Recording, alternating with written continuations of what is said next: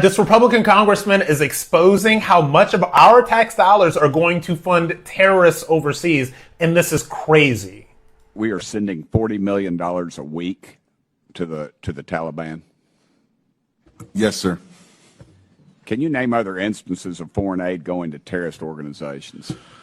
We have assisted al-Shabaab in Somalia. There's been instances of the Khamsi network in Sudan, Hamas, Islamic Jihad, Hezbollah, Kata'iba Hezbollah, Hayat Tahrir al-Shams in Syria. Dozens of terror organizations have received indirect assistance from U.S. foreign aid.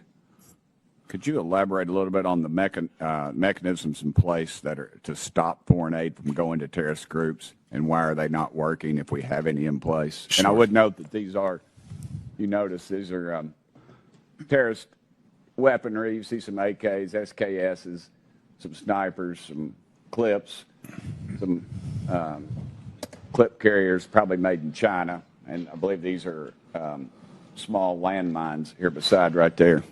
Let's use Gaza as our case study. $2.1 billion in American taxpayers' money to Gaza since October 7th when Hamas invaded southern Israel.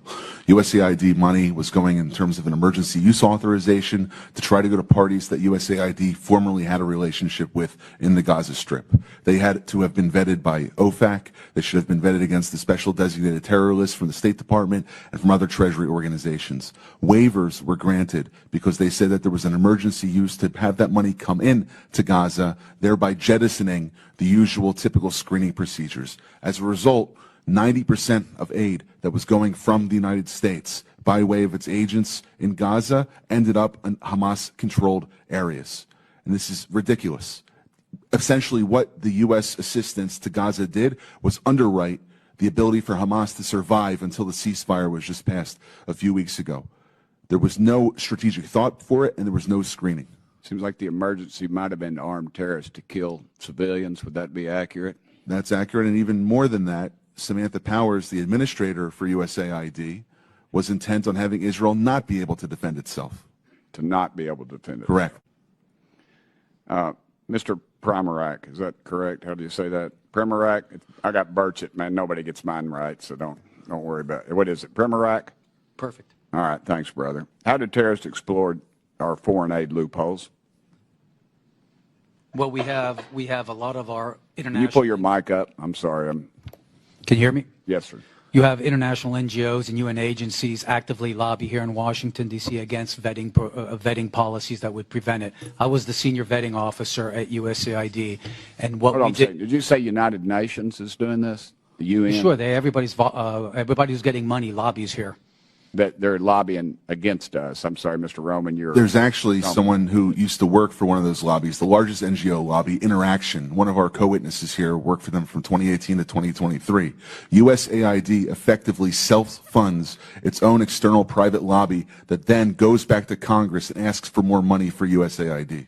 So the taxpayers fund this lobbyist who's working against American interests. Correct. Possibly killing our allies and possibly Americans. They bring together groups in Washington that overseas work with groups that kill Americans. Yeah, I don't need a flow chart to show that. I appreciate it. Do you think USAID programs have been aligned with the national security interests of the U.S.? No, they have not. They have actually helped China. Mr. Roman? No. Okay. How do these programs compromise our national security, Mr. Primorak? They actually push China. They actually push much of the world towards China on the green energy agenda. They push people, ordinary people, billions of people towards China because of the resentment caused by our social reengineering. Are we being lobbied by these pro-communist China groups currently? Well, a lot of these countries don't even have to lobby because they get the money anyway, like South Africa. Yeah, and in fact, these lobbyists have come to the House and have tried to kill legislation like H.R. 160, which was meant to increase transparency in USAID's funding of overseas organizations. Is that a current piece of legislation? That's from the last session. And give me that number again. H.R. 160. And what does it do? It was meant to give U.S. lawmakers the ability to have higher transparency in terror financing investigations aimed at scrutinizing extremist groups. Mr. Primorak? We had a regulation before we left in the last administration that anybody who touches money in countries where there's terrorists, those names have to go through databases, terrorist databases. That was overturned by Biden.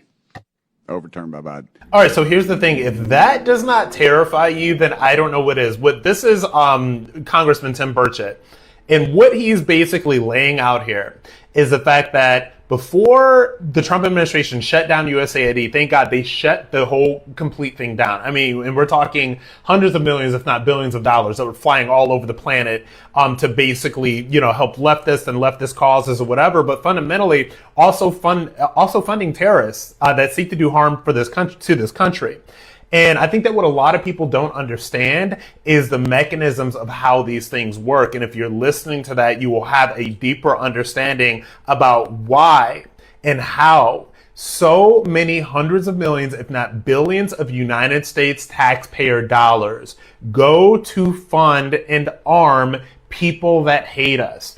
And a lot of these NGOs that are connected to USAID and all of that other stuff, like these are the same people, okay, that are quote unquote supporting all of these refugees that have been flooding into this country from everywhere on the planet, all right? This Democrat sort of industrial complex, this Democrat NGO complex that is completely run on taxpayer dollars, that's, by the way, also funneled into other, Democrat left-wing organizations as well, is a major, major threat to the national security of this country. I'm so glad that Trump chopped it, but there's so much more to be chopped. And also, if you get another Democrat in office, they're literally just going to rebuild all of this stuff all over again.